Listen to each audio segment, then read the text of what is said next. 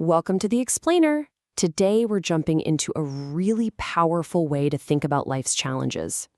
This framework actually comes from source material originally in Spanish, so every now and then we'll touch on the original wording to really get the full flavor of these ideas. You know that feeling, right? When you just feel completely lost, the future seems, well, foggy, and you're just grasping for some kind of clear direction, some kind of purpose. Okay, so let's get right into it. The source material we're looking at today lays out this incredible three-part framework. Think of it like 3 keys that are designed to lock together and give you a really solid foundation for your life. All right, so the very first key, it's all built around this really powerful idea, the concept of a God who actually speaks, who communicates a plan directly to you. This idea, it's pretty cool. It ties all the way back to the creation story, where speaking brought order to a world that was, as the original text says, desordenado y vacío, basically disordered and empty. So the thinking is, that same creative power is available to us today through divine communication, to give you a really clear picture of your own future. And we're not talking about some vague, fuzzy feeling.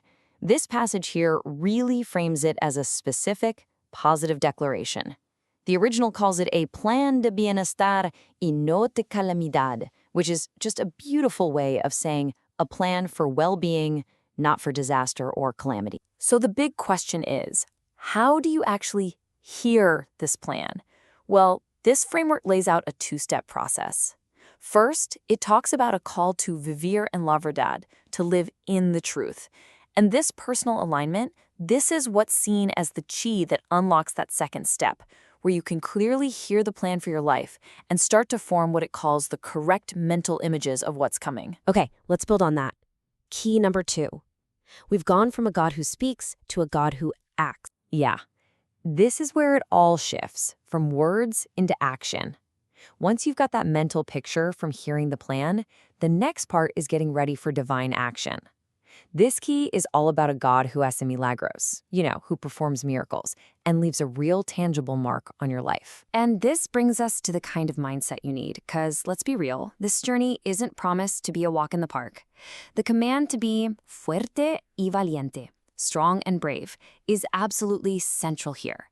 It's like this is your direct preparation for facing whatever challenges are heading your way. And this really gets to the heart of a huge distinction, a major point in the source material. This path isn't sold as a vida fácil, an easy life, not at all. Instead, it's a call to face those difficulties, to stare them down, but with the full assurance of divine help. And it's that process, they say, that can transform you into a giant. And that brings us right to the third and final key. This is the one that really anchors the whole thing. After the speaking and after the acting comes the absolute certainty of fulfillment. Now, a really critical distinction is made here.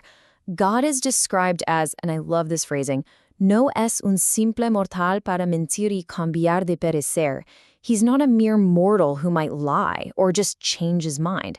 So this key, it's all about the unshakable, absolute reliability of the promises that you've heard and that you've acted on. And this statement right here, wow. It's like the ultimate seal on this entire framework. It's the final guarantee.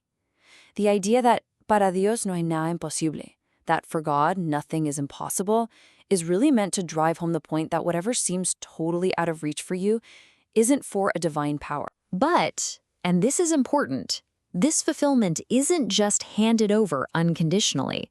There's one last piece of the puzzle, a requirement. The source says, si permanecen en mí, which means if you remain in him. The implication here is pretty clear. Your own steadfastness, your own commitment, that's what ultimately unlocks the promise. And there you have it. That's how the 3 keys all connect and lock together. It starts with a God who speaks, giving you a plan. That leads to a God who acts, which requires your courage. And it all culminates in a God who fulfills, based on his reliability and your own commitment. You see?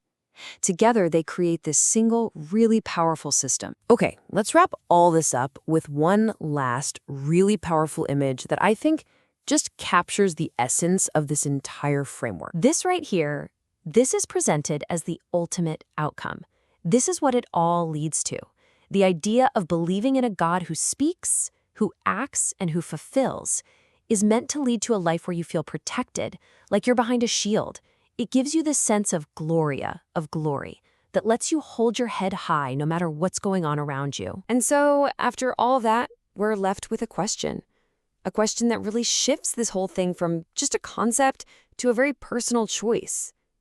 After exploring these ideas of a God who speaks, acts, and fulfills, the final consideration, well, it's all yours. What promise are you going to choose to believe in and build your life on?